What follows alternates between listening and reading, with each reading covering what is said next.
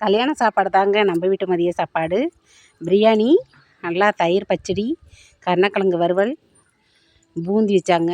அப்புறம் அந்த காலிஃப்ளவர் வறுவல், அப்புறம் குருமா, முட்டைக்கோஸ், நிறைய கூட்டுங்க, ஊறுகாய் எல்லாம் வச்சாங்க. சாம்பார் சாதம், நல்லா கேரட்டெல்லாம் போட்டு குழைவாக நல்லா இருந்தது. அப்புறம் உருளைக்கிழங்கு சிப்ஸு எல்லாம் வச்சுருந்தாங்க. செமையாக இருந்துச்சு சாம்பாரும் கூட்டும். அப்புறம் வத்த குழம்புங்க. வத்த குழம்பும் நல்லா இருந்தது. வீட்டு வத்த குழம்பு நம்ம வீட்டில் வைக்கிற மாதிரியே காலிஃப்ளவரோட எடுத்து சாப்பிட்டேன். செமையாக இருந்துச்சு வத்த குழம்பு. அப்புறம் என்னோடய ஃபேவரெட்டு, ரொம்ப பிடிக்கும் எனக்கு, தக்காளி ரசம். அடிக்கடி சமையலில் நான் தக்காளி ரசம் வைக்காமல் இருக்க மாட்டேன். அதனால் எனக்கு ரசம் ரொம்ப பிடிக்கும். ரசம் எல்லாமே வாங்கியாச்சு. அப்புறம் வித்தியாசமாக இருந்துச்சு. இது அவல் பாயாசம் செமையாக இருந்துச்சு. அவங்களே வச்சுருந்தாங்க. நல்லா இருந்தது பாயாசம் சாப்பிட.